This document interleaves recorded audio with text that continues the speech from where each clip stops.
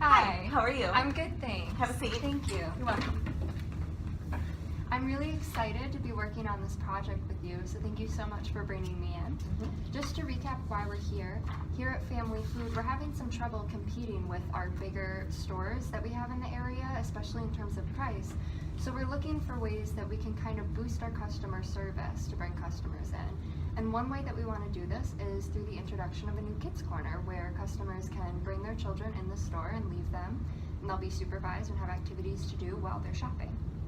Promotion as a marketing function is very important. It builds awareness, especially with a new service such as this.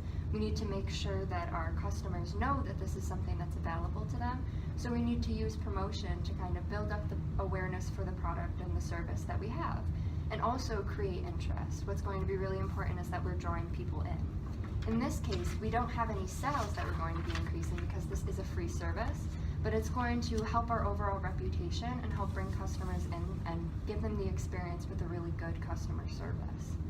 The elements of the promotional mix are advertising, which is any paid mass-mediated attempt to persuade customers or consumers. Publicity, which is building good relationships or reputations, especially in a community. You want to make sure that you're a presence in the community.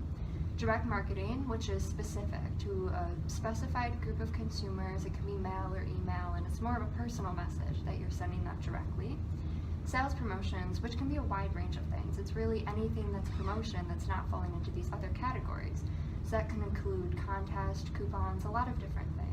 And then personal selling, which is building selling relationships one-on-one with the sales force, with their customers.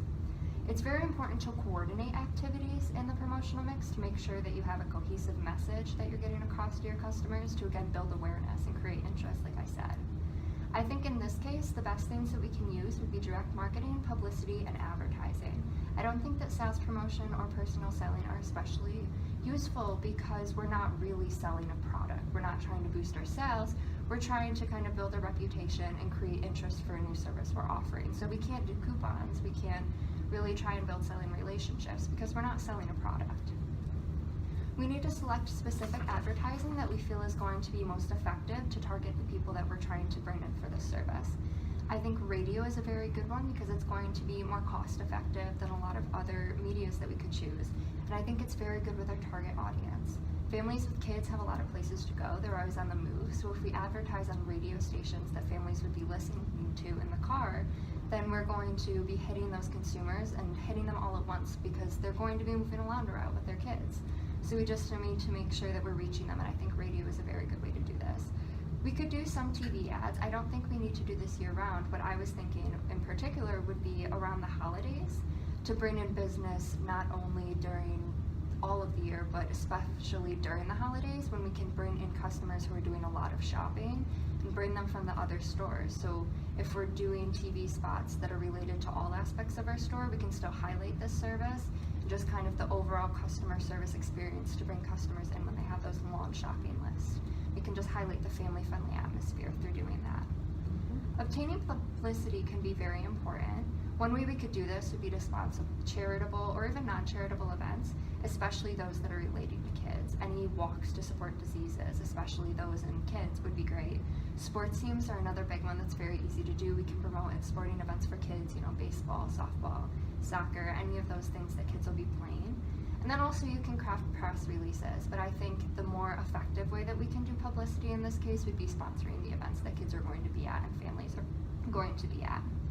Direct marketing, I think we can use in place of print ads because we can kind of narrow down the target audience here and directly focus on families as opposed to just having print ads that are going out to all customers because this is a service that's focused towards families. We can use our customer loyalty cards to try and track, to an extent, what our families are buying so we can see who's buying things that are more related to kids so that we can try and get the target audience kind of narrowed down and see who we need to be marketing to. And we can send postcard invitations that are very focused on the service, which I actually have a picture of here to show you. Okay. Just a direct invitation, highlight some of the services we would have, the hours, the ages, and then also, of course, our logo for Family Food down here. Just serving as a direct invitation to bring customers into our store and highlight this new service that we have. Okay. That's everything that I had for you. Do you have any questions for me? I do. How can we combine your plan with our regular advertising insert in the weekly paper? I think we could definitely kind of highlight Kids Corner for now. Like I said, not using print ads so much, I think we could just make it a small part of a regular insert. Perhaps some weeks we would do more family-focused products in that insert, and then highlight the Kids Corner as well. I think there are a lot of different things that we could do in this case. Okay. And what would you do to make sure that customers or the general public do not take advantage of this service? I think one thing we really need to be sure on is making sure that we're only accepting kids in the age group, making sure that we're not having parents who are bringing older kids and just leaving them with our employees. And then also just making sure that you're also there to shop. Perhaps making sure maybe you show a receipt when you come back to show that you really are using the store and you're not just bringing your kids and leaving them here because you don't have a babysitter. Any way to show that they really are our customers. Okay. And how can we evaluate the effectiveness of your ideas? I think one way, because we're starting this new service, is to see if we are having increased people using the service, especially within our first few months. We see we have a few people coming in as they just start to hear about the service, and then we start promoting it more. See if we're having an increase and seeing if it's a steady increase where we're bringing in a lot of people who are interested in the service. Okay, well great, that's all I have. Thank you very much for coming in and sharing your ideas. Thank you so much. I'm really looking forward to implementing this. Great. Alrighty.